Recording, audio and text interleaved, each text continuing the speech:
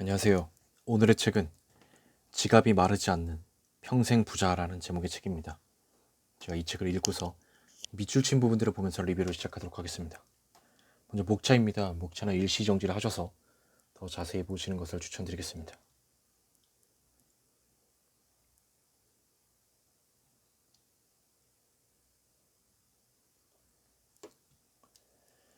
많은 이들이 일시적인 수입의 크기보다는 연금 같은 지속적인 수입의 가치를 인식하고 있다는 의미다.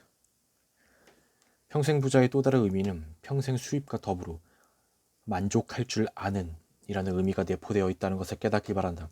사람의 욕심은 끝이 없으니 어느 선에서 스스로 만족하지 않은 이들에겐 매달 연금 같은 충분하고 꾸준한 수입이 있다 해도 결코 부자가 되지 못할 것이다.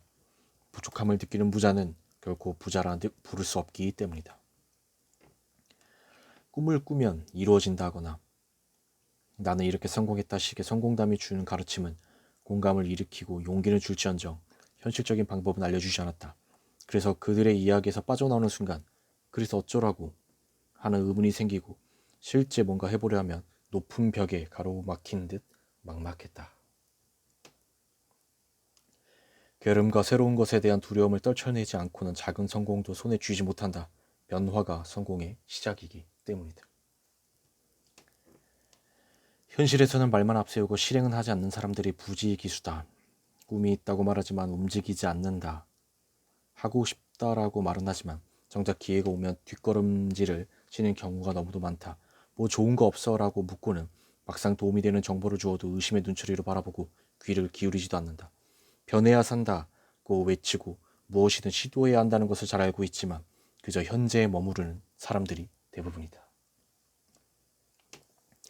질병의 원인을 알고 진단이 내려지면 적절한 약 처방이 가능하듯 현재 상황을 정확히 진단하고 구체적인 부자의 모습을 그려내면 그 갭이 명확해지고 그 갭을 이제부터 하나씩 메워나간다면 부자의 꿈에 가까이 다가갈 수 있다. 더 이상 성장이 없다면, 현재에 만족해 미래에 대한 아무런 꿈과 희망이 없다면 어느 교수의 말처럼 영안실에 누워있는 것과 무엇이 다르겠는가. 현대사회에서 조금 더 나은 출발을 하고자 한다면 교육이 조금은 달라져야 한다고 생각한다. 반드시 건강한 부자가 되기 위한 지능과 스스로 해낼 수 있는 용기를 주는 교육이 있어야 한다. 비록 당신이 부모로부터 금융지능을 물려받지 않았더라도 물려줄 재산이나 가진 게 없더라도 자녀들에게 경제 지식과 금융 지능을 물려주는 노력은 해야 하지 않을까? 부자와 가난한 사람들의 주된 차이점 중에 하나가 바로 위험을 대하는 태도이다. 부자들은 실수와 실패의 경험을 배움의 기회로 만든다. 워렌 버핏은 진정한 위험은 자신이 무엇을 하고 있는지 모를 때 다가온다고 했다. 성공을 현미경으로 들여다보면 작은 성공과 실패의 경험들로 가득 차 있다. 사업이나 투자에서 사람들이 실패하는 가장 큰 이유는 그 사실을 모르고 실패하지 않으려 하기 때문이다.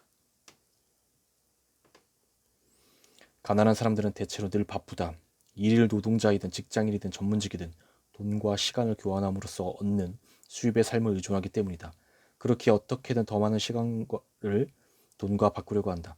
돈을 시간보다 더 소중하게 여긴다. 부자의 삶을 꿈꾼다 해도 오늘의 나를 바꾸지 않는다면 내일도 여전히 가난하게 살게 될 것이다. 부유하다는 것은 단순히 돈이 많다는 것만 의미하지 않는다. 사물과 현상을 바라보는 관점과 태도의 집합이며 특정한 삶의 방식의 결과다. 당장 돈이 없어도 부자라고 할 수 있는가 하면 돈이 많아도 곧 가난해질 사람이 있다. 복권에 당첨된 사람들이 얼마 못 가서 다시 가난해지는 것은 부자들의 사고와 삶의 방식을 배우지 못했기 때문이다. 부유함이란 우리가 물리적으로 일하지 않으면서도 삶의 질을 유지하면서 생활할 수 있는 날들의 수이다. 얼마나 많은 돈을 가지고 있는지보다 얼마나 오랫동안 여유로운 삶을 유지할 수 있는지가 부의 핵심이란 뜻이다. 부유함, 즉 부의 크기가 돈의 많고 적음이 아닌 시간의 크기로 정의된다는 사실에 놀랐다. 내가 만약 오늘 당장 일을 그만둔다면 나는 며칠을 더 살 수 있는지가 부의 척도이다. 당신이 부자가 될 것인지는 지금 소비를 위해 돈을 벌고 있는지 투자를 위해 돈을 벌고 있는지를 보면 알 수 있다. 당신은 지금 무엇을 위해 돈을 벌고 있는가? 우리는 소비 대신 투자를 선택해야 한다. 수입, 소비의 사이클에서 벗어나 저축, 투자, 추가 수입의 사이클을 실천해야 한다. 그래야 근본적으로 삶의 질을 높일 수 있다. 그 사이클의 위험 구간에 속하더라도 말이다. 다시 말하지만 소비를 선택한 사람은 더 나아가지 못하고 투자를 선택한 사람만이 부자가 될 기회를 잡을 수 있다. 투자는 부자들의 단어다. 만약 필요한 투자를 하기에 충분치 않다면 그들은 투자할 수 있는 수준까지 돈을 모으는 선택을 한다. 돈을 모으는 목적이 소비가 아니고 투자이기 때문이다. 소비는 그 즐거움과 만족이 즉각적이고 감정적이자 그러나 투자는 그 즐거움과 만족을 나중으로 미루는 선택이다. 부자는 이러한 만족 지연 능력을 가진 사람들이다. 강조하건대 가난한 사람들은 돈이 생기면 소비를 생각하고 부자들은 추가 수입을 벌어다 줄 기회와 투자에 집중한다.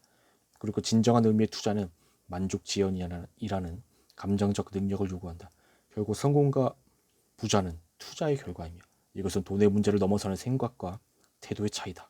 이것을 꼭 기억하자. 소비는 돈에 국한돼 적용되지 않는다. 어쩌면 돈보다 더 쉽게 소비의 유혹을 받는 것이 있으니 바로 시간이다. 시간을 소비하게 만드는 가장 큰 주범은 게으름이다. 당신이 돈과 시간을 소비하는 동안 누군가는 돈을 벌고 있다. 당신의 눈과 귀를 빼앗는 TV와 인터넷, 스마트폰, 화려한 쇼윈도가 소비를 부추긴다. 정보로 위장한 각종 오락이 당신을 구속하고 오감을 자극함으로써 호주머니에서 돈을 꺼내고 시간을 쓰도록 유혹한다. 때로는 즐거움, 행복, 감성, 힐링 등의 단어로 위장하고 혜택, 할인으로 포장되기도 한다. 부자가 되려면 적어도 이런 유혹들을 이겨내야 한다. 지금을 투자하는 대신 쉽고 편안하고 달콤해 보이는 소비의 즐거움에 유혹당하면 훗날 더 이상 일할 수 없을 때도 일을 해야 한다고 삶이 채찍질을 해댈지 모른다. 소비냐 투자냐가 부자와 빈자를 가르는 중요한 선택이라면 우리는 무엇이 소비이고 투자인지를 변별하는 능력부터 길러야 한다. 현재를 선물이라고 제멋대로 해석해서 오늘을 소비해버린다면 기대되는 내일은 오지 않을 것이다. 금융자산에 투자할 때는 만기에 목돈을 탄 상품보다 지속적으로 호주머니에 돈을 넣어주는 연금 같은 금융상품이 자산의 역할을 보다 더 충실히 할 수 있다. 많은 이들이 일시적 추가 수입을 목적으로 하는 일반적인 주식 투자는 결코 자산에 대한 투자라고 볼 수 없다. 안정성과 성장성이 있는 주식을 장기간 보유해 꾸준히 배당을 받는다면 모를까. 배당을 목적으로 하는 투자 외에 주식으로 부자가 될 수 있는 방법이 한 가지 더 있다. 그것은 사업체를 만들고 키워 가치가 높아진 주식을 공개 시장 또는 비공개 시장에서 파는 것이다. 또는 유망한 사업체를 발굴해 초기에 참여하는 것도 포함된다. 많은 성공한 기업가들이 그렇게 해서 큰 부자가 되었다. 사업체가 성장할수록 주인의 노동력보다는 여러 사람을 움직이는 시스템에 의해 수입이 창출되어야 한다. 전 세계적으로 인정받는 프랜차이즈인 맥도날드나 스타벅스 매장에 가보면 시스템의 의미를 더욱 분명히 이해할 수 있다. 매장의 규모가 크던 작던 간에 상관없이 주인이 보이지 않는데도 운영되는 모습 말이다.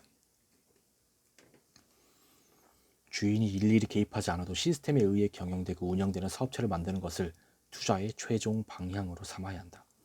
성공적인 시스템을 갖춘 사업체의 궁극의 자산은 무엇일까? 설비, 인적 자산, 기술력, 상품이나 서비스.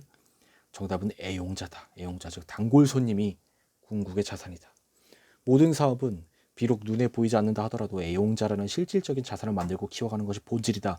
그래서 나는 비즈니스는 단골 게임이라고 정의하기도 한다.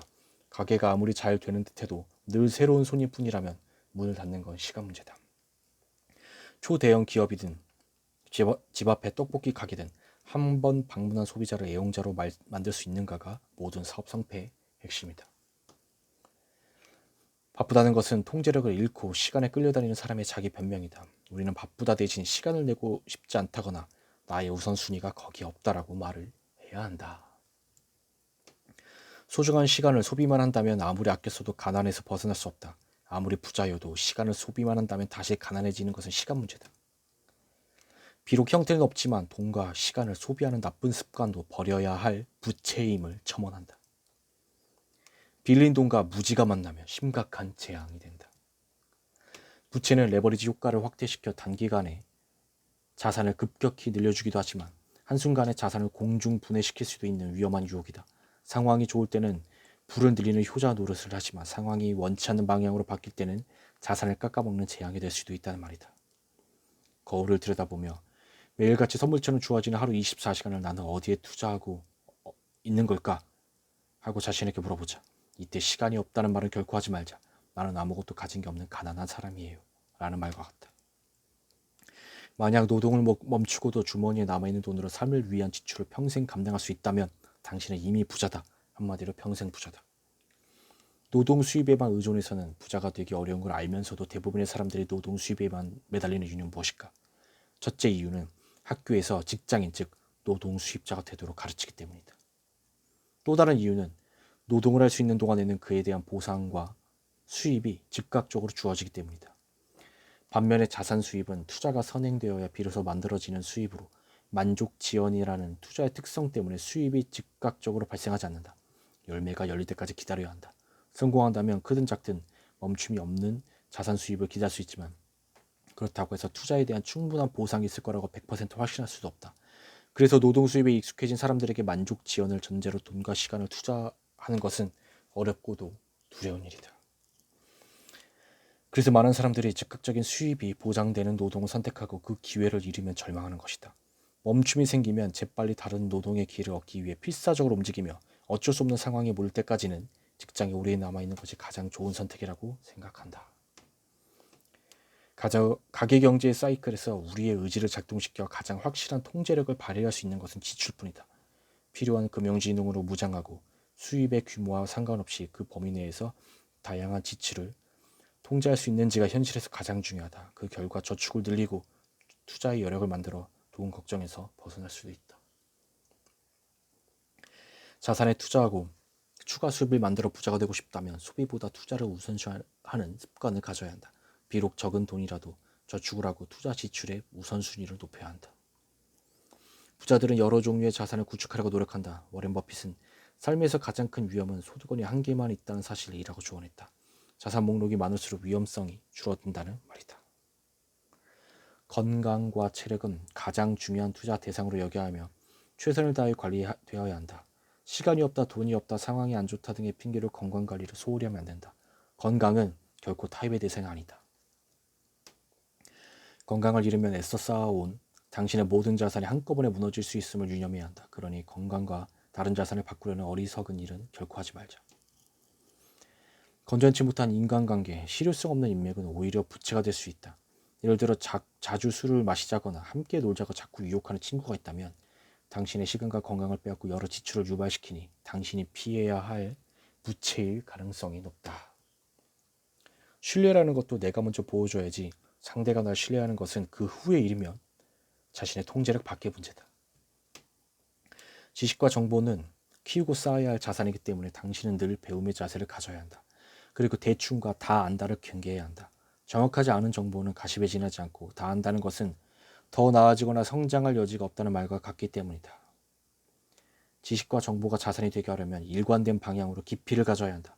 아무리 많은 지식과 정보를 갖고 있어도 얕게 흩어져 있다면 그저 가벼운 대화의 소재로 밖에 쓰일 수 없다. 통제력은 이제까지 배운 자산, 투자, 현금 흐름, 레버리지 못지않게 부와 성공을 위해 꼭 필요한 능력이며 자산이다. 자기관리 능력과 같은 의미라고도 할 수 있다. 네, 제가 준비한 리뷰는 여기까지입니다. 이 책이 나에게 도움이 되겠다 생각이 되시면 가능하면 구매를 하셔서 읽어보시는 것을 추천드리겠습니다. 리뷰를 마치겠습니다. 감사합니다.